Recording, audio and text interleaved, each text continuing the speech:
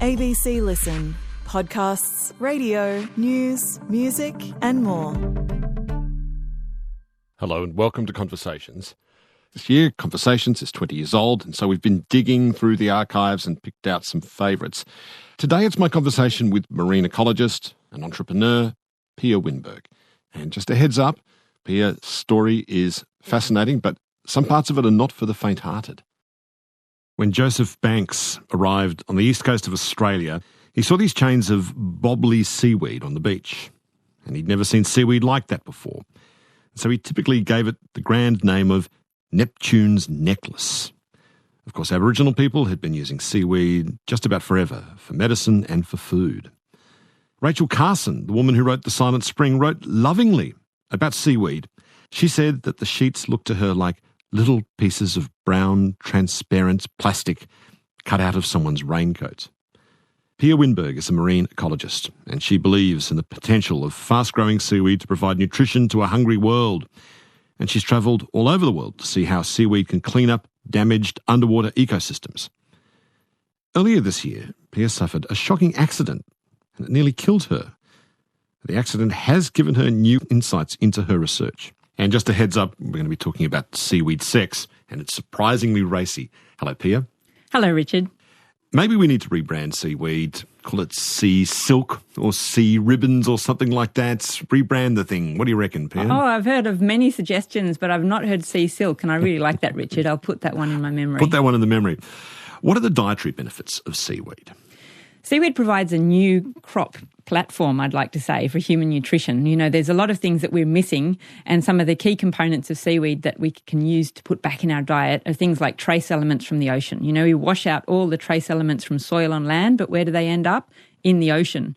And so seaweeds mop up the iron, the iodine, magnesium, boron, all sorts of weird and wonderful trace elements that we need and we're not getting in our modern diets. And so just a dose of seaweed back in your food can put all those trace elements back in easily. But then we've got exciting things like complex dietary fibres. It's the king of dietary fibre, if you like, and we're about 50% deficient in dietary fibres in the Western diet. A dose of seaweed a day will put those back. Also really exciting is they are the creators of omega-3, the long-chain marine omega-3s that end up in the salmon and anchovies, but they got there through the food chain, and the original creators of the omega-3s are the seaweed and algae. So when we say eat more like salmon or anchovies or whatever for omega-3, for fish oil, that's actually, the source of that is actually seaweed itself then? Yeah, they created the molecule, and the salmon and anchovies are really good at accumulating them and putting them into, using them for their own body tissue and cells. Yeah. Tell me about the study you're doing in prisons at the moment with omega-3s. Yeah, well, we've found that omega-3, the long-chain ones, are at a high concentration in the grey matter in our brain. And if we don't have our brain cell membranes built with the right kind of omega-3 firing signals quickly and functioning well, our own decision-making and our impulsivity and even indeed our aggression can be, increased because of that. And so we're looking at trying to put omega-3 back into the diet of prisoners through capsules, and we've shown that there are correlations between aggression and impulsive behaviour in a prison and the amount of omega-3 they've got travelling around in their blood from their diet. So the hypothesis then is if you correct a potential deficiency in long-chain omega-3s, it might lead to less antisocial behaviour then? Yeah, world peace by eating algal omega-3. How quickly does seaweed grow? Oh, it's fast. So, very, very fast. And it doesn't have to spend energy. Like land plants and trees have to put a lot of energy into the cellulose that fighting gravity and making them stand up and reach the light. Seaweed just floats sort of up to the light, and so they don't need to put energy into that. So they grow very fast, and as long as you give them the right amount of nutrients and CO2, and in our production of seaweed, we even inject the CO2 to get it to them faster, we could grow about 100 tonnes of seaweed on a hectare of land. If you compare that to wheat as a land crop, it would be about 2 to 5 tonnes per hectare. So we're like at least 20 times faster than some of the other land crops that we're growing today. Right, so it's like the bamboo of the sea, in other words, like that. It grows that fast and that quickly. Fast. We know Japanese people have been eating seaweed for years and years. How far back does that go? Do we know how far back they've been eating seaweed for? The oldest evidence of seaweed eating is not actually from Japan. It comes from South America 13,000 years ago, and the inland middens and the peopling of the South Americas was shown to go hand in hand with bringing seaweed with you on that venture because of the nutrition that it brought you. But of course, the Japanese have a thousands of years legacy of eating seaweed. But originally, that was all through, as our old food was, harvesting, foraging. But it's only in the last 60, 70 years that it's actually been modernised as farming. They used to sort of do a ranching before the Second World War. Fishermen were out at sea collecting shells and they dropped at the fishing ports, and these shells actually support part of the seaweed life cycle process. And they were able to sort of ranch seaweed around the shores of Japan. But yeah, in the 1940s is really the first time that they started to farm seaweed. Why? What happened in the 1940s? The war, I suppose. Yes, war. I just realised that, yeah. But it was lucky for the Japanese. They actually celebrate now an English scientific woman called Kathleen Drew Baker. In the 1940s, she was studying seaweeds. Unpaid, I might add, because she got married to her academic husband. And when you're married in the UK at that time, you weren't allowed to work as a scientist. So she had to work as an unpaid scientist at home. And she was studying the sex life of nori. That was her hobby. And sex life of nori seaweed? Yeah, yeah. Wow, that was her hobby? Yeah. That's an icebreaker at parties, isn't it? It is a great one. And it's an exciting sex life because it can happen in weird ways. And nori has different life stages. And one of the partners in its sex life doesn't even look like the leafy nori that we now eat in our sushi rolls. And nobody really knew this, but she discovered where this part of the sex life of nori actually happened. It was a sort of like a pink filamentous slime growing in and around oyster shells, and people thought that was just a slime, but it was actually the sexual life stage of the nori. What do you mean? So is that growing out of the blades of nori that we see, or is that just of itself? Is it? What is it? Yeah, the blades of nori release a little spore, and that spore sort of drops down onto shells, and then creates its own little life cycle, and then has its own reproductive stage. And that's this little slimy pink thing, is it? Yeah, it's a totally separate organism. And what happens to that once it starts to spread itself about? Yeah, there are male and female ones, and so they drop spores, which then fuse, as in a sexual fusion, and then those then create the leafy kind of blade that we know. And so this is the thing that Kathleen Drew Baker discovered, and it really opened the eyes for the Japanese. They went, oh, right, we could actually use this because when the war was on, the Japanese shellfish boats were taken to war, as they were in many places. And so they lost access. They didn't know why the natural sort of nori fields were depleting, but it was because there was no more shellfish going on and no more pink slime parties happening on the shells. So you need the shells then, do you? Shells, Are they like the kind of motel rooms of nori sex? They are the motel rooms of nori sex, right. Yeah. That's got to be the title of your autobiography if you ever write that, I think, one day, Pia. So this is what changed the whole nori. This allowed them to farm nori seaweed after that. Yeah, they turned that into a marine biotechnology, if you like, and that has then created the commercial seaweed farms that were established in the 1950s. And they even have monuments to Kathleen Drew Baker in Japan. And I think, right? Yeah, I think that's a big thing that a white woman in England is now monumental in Japan, and they celebrate Kathleen Drew Baker Day on the 14th of April every year. So is nori a bit like, I don't know, that kind of fine delicacy that now is freely available to the Japanese? And did this suddenly increase the consumption of nori amongst the Japanese? Absolutely, amongst the Japanese and indeed our world. I mean, today in Australia, we're buying that nori on our supermarket shelves, and walking down the streets in Sydney here, you just pass nori, supermarket, cafe after cafe, and can have nori all the time. And so that's only 60 years ago, and now it's a major in farming industry in the world, but not in Australia or in the Western countries. It's the Eastern nations that have really gotten somewhere with seaweed farming. Is it so prized because it is all seaweed edible, or is most seaweed edible, or is that one particularly fine and tasty? That one is very tasty, I guess, because we also have, I guess, evolved to learn how to cook with it, and the Japanese have, had it. It's been accessible on the shores. I mean, not all seaweeds have a history of being eaten because they weren't necessarily something that was easily foraged.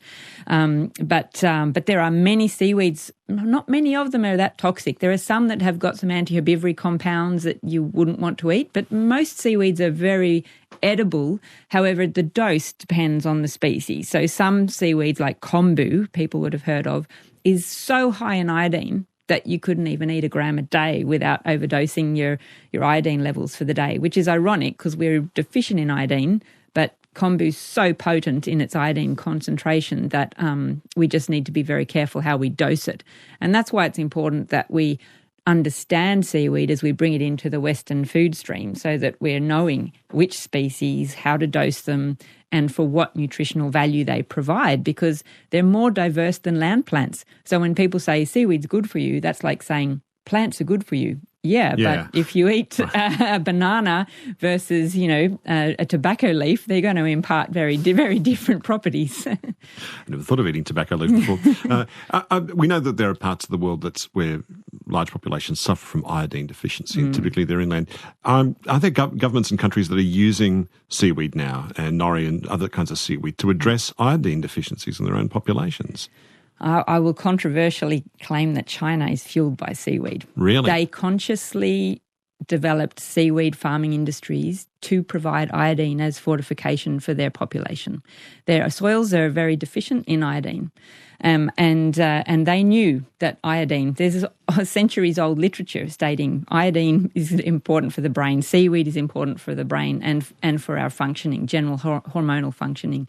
So, yeah, there's centuries of knowledge of this in China. And when their population's reaching such large numbers, they actually had to import this Japanese kind of kombu, and that's now what they're farming for iodine fortification. It's actually illegal in China to sell salt that is not iodized. It's illegal to do that. Yeah, right. And in Australia, only 10% of the salt purchased is iodized, and we actually do suffer iodine deficiencies in Australia today. Since they're not washing cow teats and milk bottles in iodine anymore, we need to get more iodine, and most people aren't buying iodized salt. So adding seaweed to your diet every day is the best way to go about fixing that. Well, people in East Asia have been eating seaweed of one kind or another for God knows how long. Northern Europe too. Like I've been in Iceland, and Iceland, it sort of forms part of the diet here and there. You were born in Sweden. Yeah. Is it eaten in Sweden very much? There's a knowledge that the Vikings used to eat seaweed. Oh. But like many modern Western worlds and diets, we've lost that knowledge. And even, in Ireland and those places, they used to eat lava bread, and that sort of went out of fashion with the modern diets. Is that seaweed bread, is it? Yeah, lava bread is a mix of, if you like, pig lard with seaweed and a few spices. What? Yeah, pig lard and seaweed, and that is what lava bread was. But you get your dose of nutrition from the seaweed in the lava bread. Have you eaten it, that bread? I haven't really felt the need to. I'm not so. No. I don't think pig lard sounds like something I need to try, but I should probably go there. Your family migrated from Sweden to Australia when you were quite little. What do you remember about arriving in Australia as a kid? It's hard to know if you remember photos or real things, but I do have a very vivid memory of my first mango. That was an amazing thing. I remember standing naked in the sun and just chewing this thing and this juice dribbling down my stomach and going, wow, this is great. So I loved the beginning. Mangoes were wonderful. What brought your family here? I think just the opportunity for my father's employment, working in a communications sector, and Australia's a great place. Many people want to come here. It's a land of opportunity, I guess. In Scandinavia, so many of the ceremonies and traditions are based on the extreme seasons there, like, a dark winter, a bright summer and all that. Were you able to bring that to Australia? Does it make sense to do that in Australia? Yeah, we sort of stuck with our core traditions because although Swedes are not very religious as a country, they're very, very focused and traditional about what they do. Their customs are really important. So, and Swedes don't tend to congregate in Australia, but we do around midsummer and around Christmas. And we have a Lucia, this celebration of the darkness in November as well, you know, and a woman walking through streets with candles in her hair. We still did those things. They were really, really important to us. The seasons were wrong. The Christmas food was a bit too rich, I think, for the summer months, and our midsummer food, was a bit cold in the winter months here. But no, we brought those nice traditions with us because they're important in Sweden, I think, in evening out the peaks and the lows of the climate that you have to live with in Sweden. And they really give you, the solstice ceremonies give you something to look forward to, don't they? That's where Christmas originates, is the going back to Saturnalia and the solstice and all that. This festival, because you celebrate because you know the shortest day of the year has occurred, and from now on the days are going to get longer and longer. Yeah, I think that is really important, those festivals around nature and seasons, and it really connects you to the cycles of life in a way. And I sort of, now I actually think about the solstice and a lot, because it really affects my seaweed production. It's only limited by light. So for me, we've just passed the darkest week of the year and I'm going, great, seaweed growth's going to speed up from now on. So you went back to Sweden in your late teens. How many kind of jobs did you take on once you got back there? I was about 18 in the late 1990s, and I got all sorts of jobs because the economy was going gangbusters at that time, and you could really get any job you wanted to. And I was 18. I was excited to be back in Sweden. For me, it was sort of, now a dream, because I'd been dreaming about it from Australia. You romanticised about it a little bit. But I got many jobs. I worked as a train conductor, I was waitressing, and I worked as a lifty in ski resort. So I had a great time as an 18-year-old going back to Sweden. And at the ski resort, is that where you met your husband? I did, yes. He was a professional snowboarder at the time, and I was a lifty. So I met my husband putting him on a lift, still with him 28 years today. And he's now snowboarding a lot up in Perisher these days. Well, snowboarders controversial back in the day, back in those days, given that, they were going faster than skiers, weren't they, down those slopes? They were, and they were seen as, rebels and anarchists on the ski slopes. And so, actually during that first season as my lifty job, they were even considering banning staff from snowboarding, and some resorts even banned snowboarders back in those days.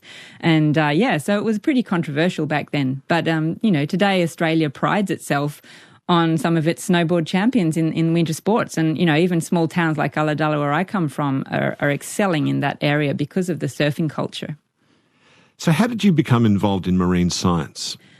Well, when I grew up in Sydney, I remember, my weekends were spent down at Camp Cove, Nelson's Bay, and just looking around the rock pools and the nets, and then getting my first mask as a young child. I remember putting my head under the water and just going, wow, I didn't know this was here. It was like an eye-opener, it's such a different environment, such a different planet to just put your head under the water. And that's just always stuck with me. And, David Attenborough was a bit of a hero. If you remember back in the day, the first Life on Earth series, it was something we used to watch every week. So I was just fascinated as a child by nature, and especially under the water. And, the seahorses on the nets around Nelson Bay bathing areas were just like, wow, it's amazing. So where did you start?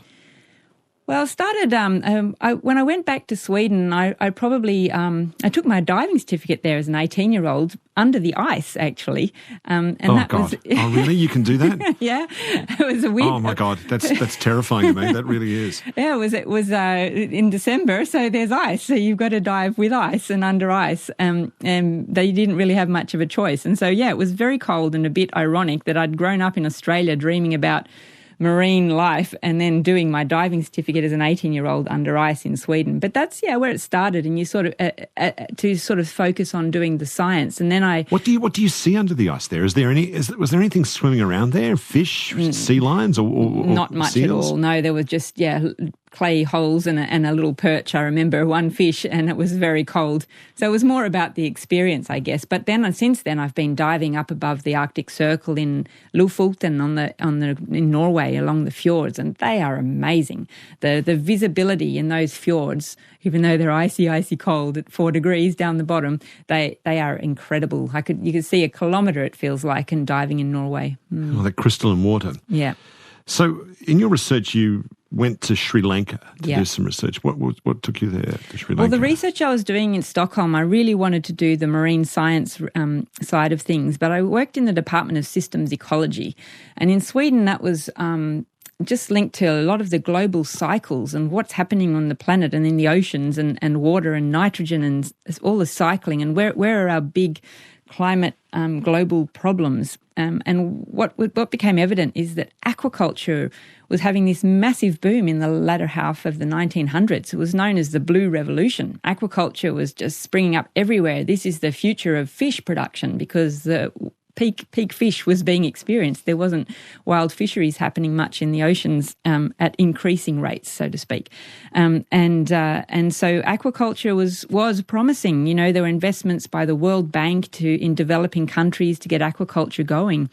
But it was done a little bit gung-ho and without any regulations. And so there was so much environmental devastation around aquaculture.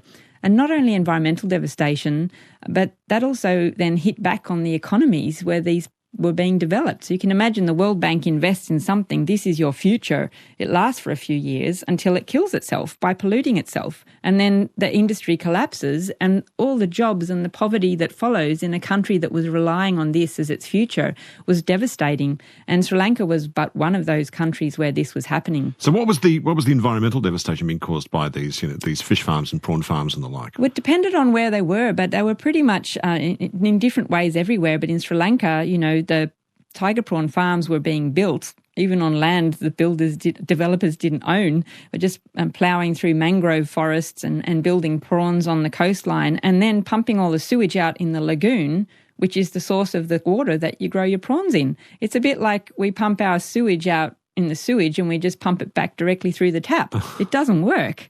So then the prawns are dying off then, they're dying, yeah, totally. The prawns are dying.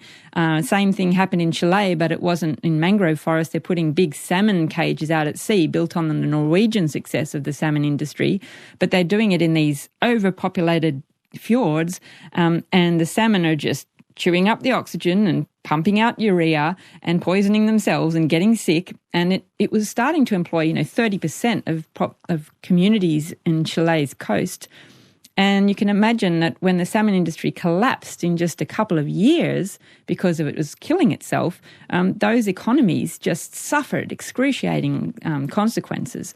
And the reason is just people didn't understand the carrying capacity of the marine ecosystem. You need things to take up the nutrients, put back the oxygen, and that's what I was doing my research on in Sri Lanka, because one tiger prawn farm decided, all right, I'll take in some clean saline groundwater, I'll grow my prawns, but then we need to clean the water up and put oxygen back into it. And how are they cleaning the water up? Yeah, well, they did a bit of a marine ecosystem. To put it simply, it's like permaculture in the oceans, but if you've got nutrient-rich water full of feces and nitrogen and phosphorus, you need to put it through an ecological system. And so they fed some of the solid waste to tilapia, which provided a local food. And then they had mussel nets to clean up the very, very fine particles. And then the last thing you've got is the dissolved nutrients, free nitrogen, phosphorus, magnesium, iron, all those things. And that's what seaweed loves. And seaweed also takes up the carbon dioxide and puts back oxygen. So seaweed was the last polishing step of this system. And that's what I did my master's research on, was looking at where do all the nutrients go? And seaweed was the missing link. And for me, seaweed became the no-brainer missing link of making aquaculture more sustainable. And so that's where I decided to focus a lot of my research. And that's, over 20 years ago now. So is there some philosophy behind that? Because it sounds like, I don't know, what I'm hearing when you tell me a story like that is you introduce one big radical new thing, one thing, and it's going to fail. What's always required is a kind of a humble acknowledgement of complexity. Yeah. There's going to have to be a system at work there, a natural system. Is that the philosophy there behind that, or the science of it as well? Yeah, very much so. I mean, if anyone goes up to a salmon farm, on the outside it looks pretty simple. There's salmon swimming in a cage and we just throw food in and feed them. How good is that? Unless the salmon actually then have to excrete that nutrient. The nutrient ends up in the water, because you just can't see that. These are things people can't see. And unless you're a scientist understanding the global systems of nitrogen, carbon, phosphorus, where's it all going? How's it all coming back to us? You're a bit blind to it. And it's not disingenuous that the World Bank was investing in aquaculture in this way, but they didn't have anybody inside the World Bank that knew that fish chew up oxygen and put out carbon dioxide and nitrogen waste. And so you need to clean that up if you're going to keep the fish alive in this kind of environment. You were pregnant at the time while you're doing this study. What was that like, going around through prawn farms in Sri Lanka while being quite pregnant? Yeah, that was a bit amazing because your dietary challenges are tough when you're pregnant anyway, and so being in Sri Lanka with very different food was quite challenging. And I really did feel like a bit of an alien because coming from Sweden, and I'm and from winter to the Sri Lankan summer was very different. And I'm a very white Swede, and the Sinhalese are very, very dark people. And so them watching this pregnant white woman snorkeling around in their tiger prawn farms was bizarre. Yeah, very bizarre, but an amazing experience. Yeah, I recommend to anybody to travel to a developing country to get a bit of perspective on life. And that's another thing I learned a lot there, coming back to Sweden where we've got everything. We've got a great tax welfare system and you're looked after. And when people complain in Sweden, I just got very frustrated after that experience. I saw torsos in the street, a guy without arms and without legs begging for money in the middle of the street of Sri Lanka. So a woman giving birth in the gutter. You don't see those things in Sweden and Australia. And until you experience those countries in the world where a lot of people are living like that, you don't really have a good grasp of your place on earth, I think.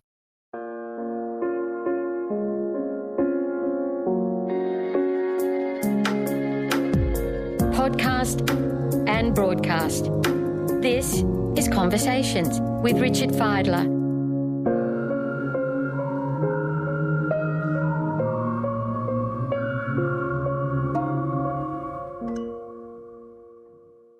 You set up shop eventually. You came back to Australia with your husband and you came to the south coast of New South Wales. What brought you back to Australia, Pia? Yeah, well, our first daughter was born in Sweden, and changing nappies in minus 10 degrees was a challenge. It freezes? It freezes, and you have to do things really quickly. Just the challenge of young kids in Stockholm. It's really amazing, how people have to get them out to preschool, and then in the preschool breaks, there's this sort of military exercise of all the kids getting on the outdoor gear, the outdoor boots. There's a whole sort of a sluss, if you like, of boots and gear to get the kids outside playing in the mud, because you do need to get out in the day if you're a kid, and then to get back inside again to clean rooms and your clothes that are for indoors. And we don't have to experience that in Australia, but there's just logistical challenges, and it's just easier in Australia. The climate is amazing, and we had been to the south coast. I'd taken my husband to visit Australia on the south coast of New South Wales because he was a snowboarder. We went to do these board rider competitions, and we were surfing in Ulladulla and snowboarding in the Kosciuszko National Park. And we just realised, wow, you can surf one Saturday and then go and snowboarding the day after. And the south coast was amazing, just beautiful coastal water, amazing national parks and clean catchments. And we just thought this is a lifestyle kind of place. And it just seemed like a great place to be. What kind of work did you want to do there on the south coast?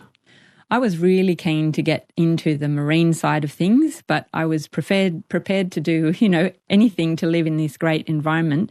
But I was very lucky to get a scholarship at the University of Wollongong and to do my PhD in the Jervis Bay Marine Park, actually at the beginning before it even was a marine park. And my research there was about demonstrating the impact and the changes in an ecosystem after marine protected area zoning, and indeed that's what I was able to do. Was able to look in the sediment areas of the sanctuary zones and show how certain shells, a Venus shell in particular, increased in number when people stopped fishing and bait pumping in those zones. Yeah, how much anger was there in that local fishing community once that became a marine protected zone? Yeah, that was the challenge, because we'd moved to Ulladulla, which was, in part founded on fishing, a very strong fishing culture. There's there's the blessing of the fleet in Ulladulla because the Italian families set up fishing there, there were whalers going way back there too, weren't there? Yeah, whalers on the south coast, but primarily, tuna fishing. And it was actually an industry where both the local Aboriginal people and white people were working side by side on tuna boats and things like that. And the saltwater people down there had such knowledge of the seafood, and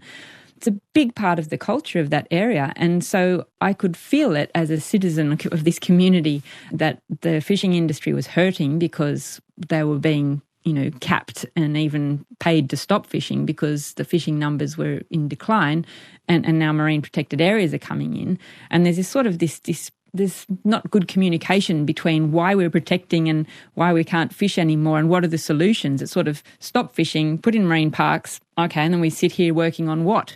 And that's where I started to scratch my head again and go, all right, sustainable aquaculture using seaweed to make it last for a long time as a new industry could be something for this region. So I sort of started pushing that, about 10 or 15 years ago in the local community. And was there scepticism about that? Yeah, a lot of scepticism. And it got really weird and political and ugly. There was an old sewage treatment plant in Ulladulla, which had $6 million of infrastructure in it, unused gigantic tanks and things like that. And my proposal was, well, why don't we turn this into a kind of an aquaculture technology park and show the region how this could work? But it was a weird thing that, the then local government politicians thought it was a conspiracy to squash sporting in the community because it could have been a football field. And it was nothing I would help them find another football field somewhere else. But it became a political ball because people thought I was crazy, They just thought this weird woman from Sweden telling us we can grow seaweed. Yeah, well, I guess that sounds bizarre in Ulladulla 15 years ago. But now people really embrace it. They get it. And we've been able to establish it not in Ulladulla, but not far away in Nowra. So how did you become a seaweed farmer then?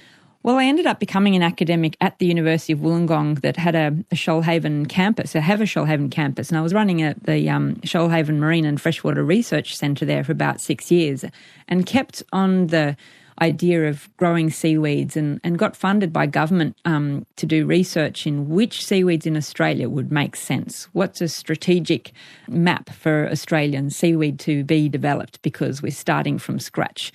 And I did that for about 6 years and also worked very closely with other aquaculture industries like oysters and shellfish and sort of bottom of the food chain aquaculture, which is very sustainable. And indeed, there's opportunities in shellfish aquaculture coming into Jervis Bay now. So I think the south, and we have an amazing oyster industry already.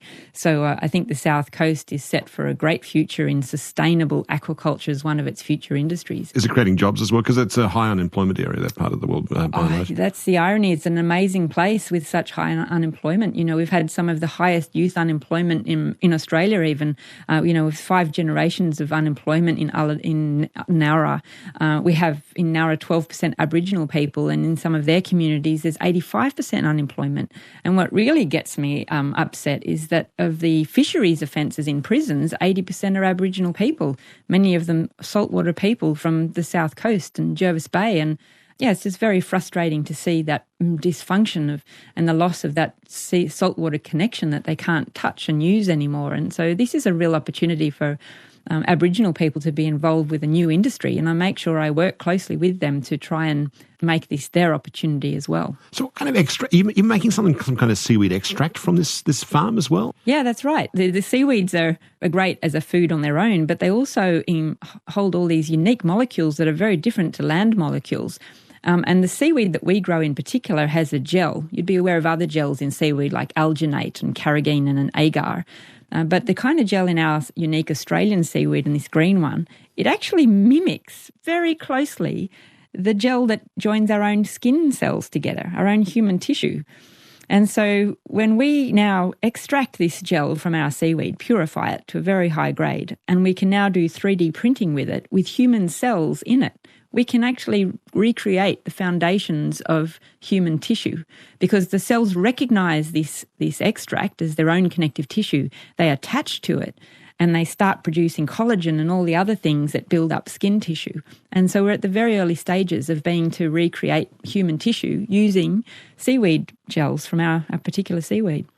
Which is extraordinary. Yeah. It's extraordinary because of what happened to you. And this happened in February 2019. Tell me what happened on that morning. Yeah, well, one morning I've since started my own seaweed farm in Nowra, and part of that is then learning how to process it outside the laboratories at a bigger scale with bigger machines. And of course, we're not just using test tubes anymore. The machines and the pumps we use are quite big. And one of our membrane filtrations to make this special extract that we were using for wound healing and tissue research has big pumps on it and a drive shaft spinning at a very high rate. So I am aware and that I need to have protective gear on, have my hair tied back and working cap on and safety glasses and hearing protection. But somehow, in a 2 millimetre gap in the drive shaft, while I'm connecting hoses to release my seaweed extract from the machines, a thread of my hair has got stuck in this drive shaft down low near the floor and ripped literally 30% of my scalp off.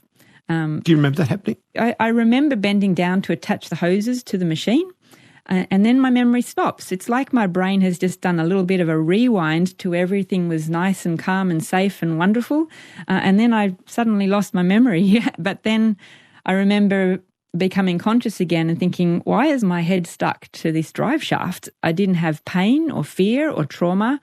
My hands, though, I looked at them, they were crimson and covered in blood. I didn't understand. That's odd. Didn't understand why. I just thought, why is my hair stuck? Just rip the hair loose. And then my memory stopped again. But then apparently I've removed my scalp from the drive shaft somehow. Your scalp is actually fully detached from your head at this point, is it? Yeah. And you took it out of the drive shaft? Yeah, right. I did, apparently. And then I walked with it 200 metres to get someone to call an ambulance. I don't have a memory of that. And I do remember hearing a paramedic saying an ambulance will be here, well, a helicopter will be here in 20 minutes because the paramedics were already there within 10. And so I remember hearing that and just going, oh, that's good. I sort of wasn't really conscious that my scalp was gone. But, when the surgeons told me they were going to reattach my scalp, I was like, yep, that's good. I obviously knew it, but it wasn't something that was traumatic. And I was just really sitting there going, oh, wow, everyone's helping me. That's great. That was really the only thing going through my head. I was just so amazed and grateful and just calm, I guess, because I had all these paramedics and helicopters and surgeons doing everything they could for me. Were you that? I was that calm because apparently, my colleague who I did have someone in the labs helping me that day, and apparently I'd opened the door to the lab and said to her, "Could you please call an ambulance? There's been an accident." Carrying my scalp, God, oh my God! Yeah, that would have been like a horror movie. Yeah, she said to me, she turned around and said, "I looked like Carrie from the old horror movies. I was covered in blood." But she said I was acting so calm that she thought, "Whose blood is all over you?" And then I walked off and went and sat in my office chair with my scalp, and she came running after me, and then it was only then that she saw the back of my skull sticking out of my head and realised, oh, it's your blood, and called the ambulance immediately. And do you remember that? Do you remember that moment when you're sitting in your chair, just at your desk? I don't remember that at all. She was saying I held the scalp in my hand, and I said to her, "Look at this, Rachel," and I was trying to put it back on my head myself, but it wasn't working. But I was just sitting there very matter of fact going, this is odd. This is crazy. Is there some kind of scientist instinct that kicks in that goes, this is interesting? Yeah, I think. Were you interested in what was happening to you? Well, I was very much so when I've woken up in the hospital afterwards. And it was sort of like, all right, they tried to attach my scalp, but it didn't work. And then suddenly they're saying, we've attached this new graft onto your skull because this layer of the periosteum that's under, between your bone and the scalp is where most of it's detached, and we could stick a graft from your thigh onto that. Then I was going, oh, wow, this is like the wound healing research that we're doing. Now I understand where my connective tissue fits in and how I need to recreate different layers of tissue with different cells and different properties to make a scalp work properly again. So that sort of stuff started going into my head the day after when I woke up. Yeah, it was weird. This is what happened to me when I got skin grafts for burns. They took a sheet of skin from my thigh, and this is what happened to you. Yeah. And did they stretch it out, flatten it out? They sort of make a mesh out of it. Mesh, yeah. They made a mesh out of it, and then they staple that to my skull, and vacuum it down for a week, and then those holes. And what do you mean by vacuum it down? They stapled sort of like a vacuum cup on top of the graft, and then there was a vacuum sucking the air out of it so that it pressed down, and that, they say, helps to get the graft to attach well. And you can imagine it's, even a visible bone, because my skull was basically sticking out. Getting it to attach would be the challenge. But with this new sort of vacuuming down of the graft for a week on your head, I was attached to a vacuum machine, sucking out fluid and keeping a suction on my head to press the graft down. Yeah, it seemed to work. And I have to ask, after I had a catastrophic accident, I kept thinking, oh, God, I was embarrassed by all the fuss that was being made. Were you even embarrassed by the fuss? Were you going, oh, yeah. Yes, I need this, yes, but oh, God, Yeah, I really did. I was like, oh, you were helping me a lot. Thank you. I remember coming out of the helicopter at St George's Hospital here in Sydney, and then everyone was around me and they were saying, oh, we're just going to send you into a CT scan now, and how are you feeling? And the surgeons came up and said, we've got your scalp and we're going to try and reattach it. And it's going to be hard because it's been ripped off, but we're going to do everything that we can. And I was just like, oh, thank you so much. I was just grateful and amazed that everyone was running around trying to fix my scalp for me. Were you in terrible pain? And if so, did it hurt? It's an odd question, I know, but does that make sense? Yeah. No, I wasn't. I don't remember any pain from that time at all, not from when it happened, and people say we were on morphine. Maybe I was, I don't know. But that would have been after the paramedics came. And I have no record of pain, no record of trauma, no fear, and I just felt pretty much at ease and calm. And it was when I woke up, and afterwards, and they're giving you some painkillers and Panadol, and then you slowly go off the Panadol and realise you've got a thigh graft there and staples in your head. Then you go, oh, right, that hurts a bit. Yeah. But that's nothing traumatic then. That's like, well, that's a bit painful. Are you traumatised? No, I still don't have any trauma about it all. I have not cried, have not been upset. I haven't had any fear about it. It's just been, right, just get on with it and have a new turban style on my head. Which is pretty groovy, as it turns out. Yeah. What about being around like noisy, heavy machinery again? No, does that make you go flinch? No, not at all. And the machine that it happened on is actually a pretty critical machine, and it's a special membrane filtration process that they do use in the dairy industry. But we're using it. We can actually separate really particular molecular fractions from the seaweed extracts, because some of them are big molecules and some are small, and you can design your membranes to siphon off the right kind of molecule that you need for this purpose. And so that machine is central to our technology. And I love that machine. And I've even got a government grant recently to buy a new one, a $400,000 one, which is going to be bigger. So no, I really got that machine back into function again as soon as I could, because it was essential to us, and I've been able to operate it since.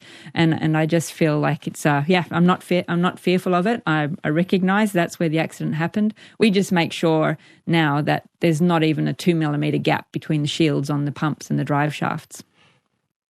I'm so interested in what happens in these situations. It sounds to me like what happened in your mind was that part of your mind went, oh, this is bad.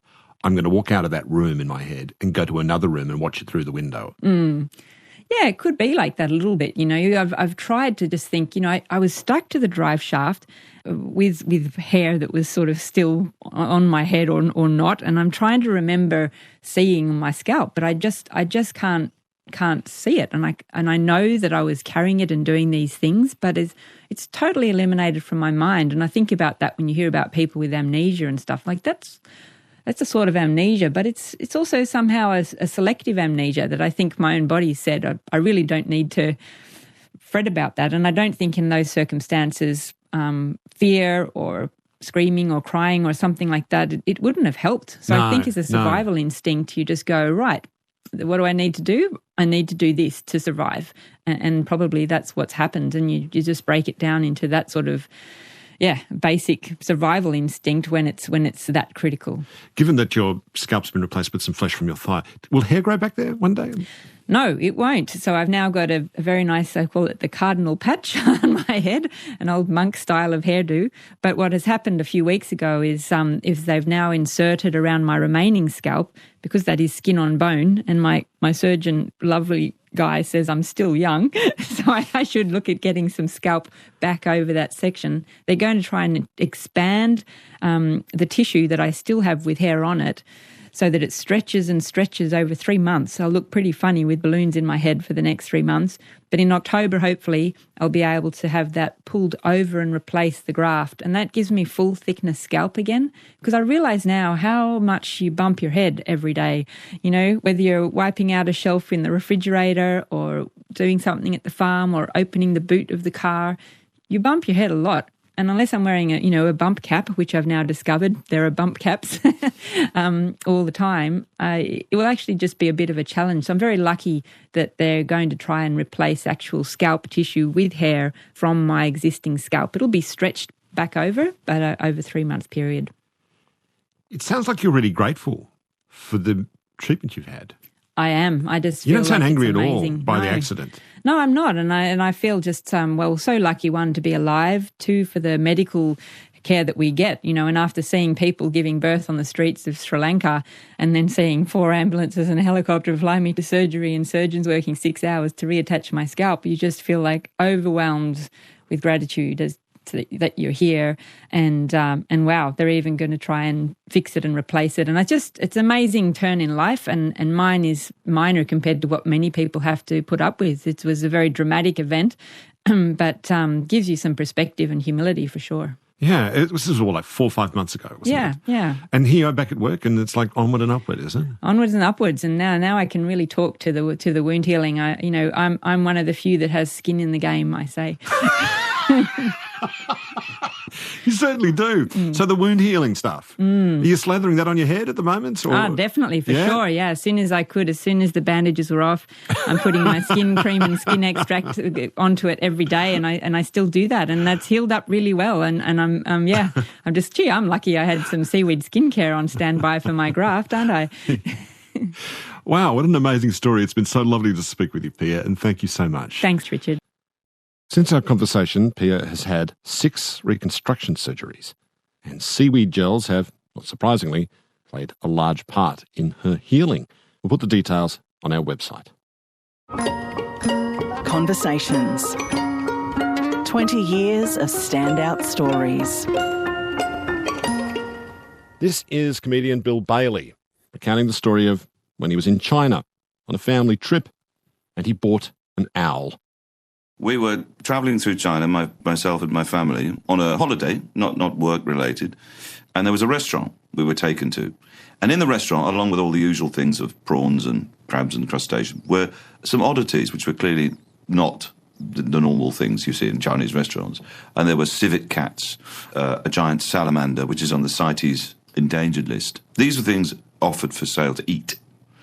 And the owl was in a cage, and I noticed straight away that it was probably a Eurasian eagle owl, not an endangered species by any means, but certainly not one renowned for its taste. And this was for the benefit of the patrons who may decide they want to eat it? In what form would they eat this? Oh, I didn't get that far. So it's like fish in a tank, in other words. Yeah, exactly. Basically, I'll have that one. Well, that owl looks tasty. So we looked at this thing, and something, I don't know, cracked. I said, we have to get it out of here. So we basically haggled with the restaurant owners, bought the owl off them. I know this sounds like some terrible joke, but it sort of made sense to them that we wanted to take away the owl. That's... This sort of... Oh, right, okay. So then of course, fine. So somebody went off and got some packaging tape. And there's 3 of them. They've got hold of this thing. And they are big creatures. I don't know if you've ever been near a Eurasian eagle owl. They're powerful. They are huge. It's one of the largest owls there is. And they have immensely powerful talons. And this thing was angry. Oh, it was angry, which gave me a great deal of hope, because I thought it hasn't been there a long time. It's not been habituated. Its spirit hasn't been broken. Not been broken. So they grabbed this thing, wrapped it up in packing tape, and wrestled it into a cardboard box. And then put packaging tape around the cardboard box, and then there you go. So I went back to work, and then I just thought, I don't know what the hell have we done? Got in this cab, right, let's go. And then I thought, well, what the hell are we going to do with it? And I honestly didn't know what to do. And so I thought briefly, as you do when these situations. I don't know when you've bought an owl in China, but... No, I haven't. No. Let me tell you what you think, right? You start to think, have I been a bit gung-ho here? If I just let the thing go, is it going to just not survive? Is it just going to, flap around helplessly and be devoured by predators? Or am I actually doing it? I don't know. I was in a dilemma. So what I did was, I've got a friend of mine, a guy I know, who, of course, the people I know an owl expert who works at London Zoo. So I phoned him. And I left a message on his voicemail. I said, "Oh, hi, it's Bill. I'm in China. I bought an owl. Can you bring me back?" And he did. And he did. Yeah, he did. Yeah, pretty promptly. And he said, "Well, what sort of is?" And I said, "Well, look, as far as I can make out, it's a Eurasian eagle. It's probably big. It was big." And the females are a good head size taller than the males. So what do you mean, like 2 feet? No. I mean, like, it's huge. It's like, this size. 3 feet. Like 3 or 4 feet? Oh, yeah, it's an enormous thing. So he said, well, look, what condition's it in? I said, it looks pretty good. I said, it's angry. And he goes, well, that's good. Is there any way you can give it a rat? And I said, well, not right now. So he said, well, look, it'd probably be all right. He just, look, and then, you know what? I did actually pursue, there's other options, zoos I found them. I just thought, you know what? I'm just going to I'm condemning this owl to months sitting in quarantine while people fill out forms and decide what to do with it, what will be its fate. And so in the end, we just thought, come on, let's just let it go. And so that was another whole thing, way more difficult than I thought it was going to be. How did you release this into the wild? We communicated with this taxi driver, who by now he didn't know what the hell's going on. We told him, can you take us up into the woods, forest, when I was looking in my phrase book. There's nothing in your standard... Take me to the nearest owl releasing space. It's not in the getting to know you section. He took us up into sort of quite a remote village, and I thought, well, this is perfect. There's a bit of cover. There's lots of forest. We're away from people, and this thing. By now, I mean, I've sort of checked up on this, but the Eurasian eagle owl has an enormous range. And it's Asia and Europe, as the name would suggest. You find them in in forests in southern Europe, and you find them in the furthest eastern fastnesses of China. So this thing is pretty handy. It's top of the food chain. It's apex predator. It isn't a shrinking violet. It can look after itself. But the trouble was, it was taped up quite severely with this tape, so we had to get the tape off. So there was 3 of us. Me, the cab driver, who by now is thinking this is the weirdest day of his life. He's got it's dark. He's got the taxi lights on, shining on the owl. And I'm going, have you got any scissors? Come on. Scissors. And he God bless him, in his glove box, he had a pair of paper scissors. So between the 3 of us, me, my wife, and my son, bless him, was filming the whole thing, which was a brilliant thing to do. We managed to cut the packaging tape off and got it off around his legs, round its wings. There was a moment where all the tape came off and it just sort of sprung away from us and kind of turned around and looked at us with tremendous hatred, burning fury in its eyes. And it just hissed menacingly at us, like this. And then none of us knew what we'd do, just standing there, like transfixed. And then it turned around and then just flew off into the night. And we were just jubilant. I mean, I kind of lost my mind. I was just jumping in the air. We were all cheering. Even the cab driver was now swept up in all this. He was kind of half-heartedly, yay, whatever. And this thing just flew off. And it was one of the most wonderful things I've ever seen. That's Bill Bailey. If you'd like to hear the whole of that conversation, please go to our website. This conversation was created on the lands of the Gadigal people. Producer was Nicola Harrison. Executive producer of Conversation's 20th anniversary collection is Carmel Rooney. I'm Richard Feidler. Thanks for listening.